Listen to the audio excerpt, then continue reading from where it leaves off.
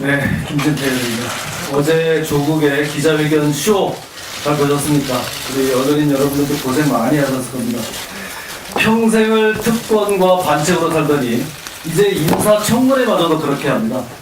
혼자 자기 마음대로. 예? 우리 야당이 또 제가 있었으면 그렇게 쉽게 자기 말만 하고 끝내지는 못했을 겁니다. 저는 정말 태어나서 이렇게 거짓말 잘하는 사람 처음 봤습니다. 리플리 증후군이라는 게 있습니다.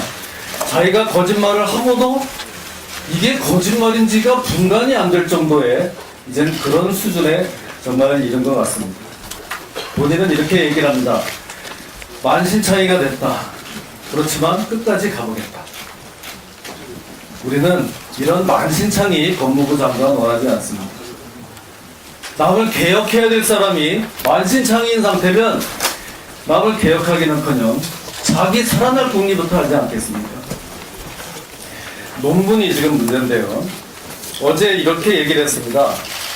논문이 지금의 기준에서 봤을 때는 조금 이상하지만 당시는 이게 조금 느슨했다. 이렇게 얘기를 하는데요. 이게 당시 기준입니다. 당시 과기부 훈령 연구윤리 지침이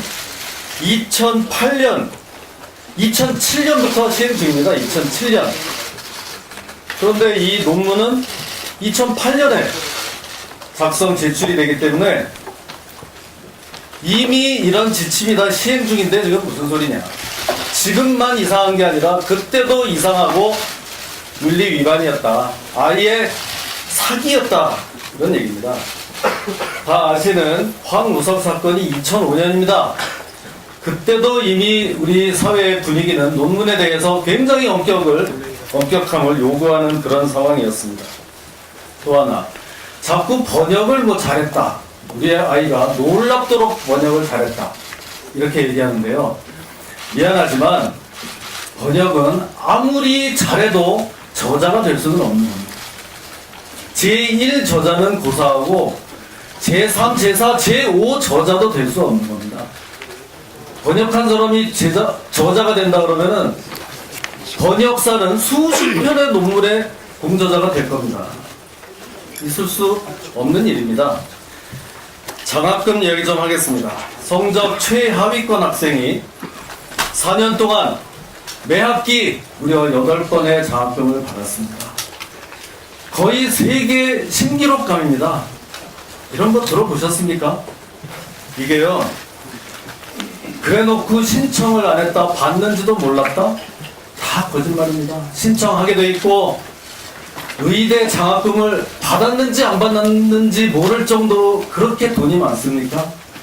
그건 말이라고 합니까? 그러면서 또 이렇게 얘기합니다. 그게 국민 눈높이에는 좀 안 맞을지 모르지만 위법은 아니다. 천만의 말씀입니다. 서울대에서 받은 800만원, 부산의전원에서 받은 1200만원, 도합 2000만원은 미안하지만 뇌물죄가 성립될 수 있습니다. 특히 부산의전은 장학금을 준 교수가 부산의료원장이 되고 그 양반이 또 대통령 주치의까지 추천을 했다는 문건이 나오고 있습니다. 이 정도 되면 직무 관련성은 충분하다. 제가 그래서 처음부터 어떻게 부산대 의전원에서 대통령 주치의가 나오냐, 비행기를 타고 청와대를 들락거려야 되겠냐, 말이 안 된다고 했었습니다. 2015년 서울대에서는 생활고로 인해서 자살하는 학생까지 생겼습니다. 출발선이 다른지 몰랐던 불행한 운명을 맞은 한 학생의 이야기입니다. 생년월일 얘기 좀 하겠습니다. 자, 조국 딸의 생년월일이 왔다 갔다 합니다. 제가 봤을 때는 91년, 그래, 본인이 그렇게 얘기합니다. 9월에 태어난 아이를 학교를 일찍 보내려고 2월 달에 보냈다고 합니다. 2월 달에 신고를 했다고 합니다. 그것도 그렇게 할 수 없는 겁니다. 그렇게 23년을 살다가 의전원에 보낼 때는 갑자기 또 9월로 다시 돌아옵니다. 그러면 이 얘기는 뭡니까? 아이의 생년월일을 가지고 장난을 치고 있는 겁니다. 예? 이 아이는 태어날 때부터 입시를 위한 기획 으로 태어나게 된 겁니다. 처음에는 1분만 처음에는 학교를 일찍 보내려고 또 앞으로 땡기고, 나중에는 의전원에 들어가려고 뒤로 또 땡기고. 그런데 완전 범죄는 없습니다. 이렇게 되면 병원에 출생증명서가 2개가 발급됐다는 얘기입니다. 그랬더니 병원은 밝힐 수가 없다. 어제 느닷없이 아이의 할아버지가 이걸 신고했다고 합니다. 그러면 누가 신고했는지만 밝히면 됩니다.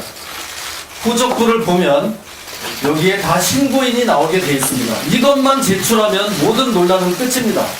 오늘 중으로 이 아이의 후적부, 기본증명서 이것만 제출을 하면 됩니다. 또 아이가 밤늦게 기자들이 찾아와서 불안에 떨고 있다고 얘기했습니다. 저는 그것도 믿을 수가 없습니다. 그런데 본인은 정작 국정원 여직원, 아이와 똑같은 28살 이 어린 여자가 그 사는 오피스텔 호수까지 공개를 했었습니다. 이런 이중 기준이 어디 있겠습니까? 이런 사람은 법무부 장관이 될 자격이 없다고 생각합니다. 마치겠습니다.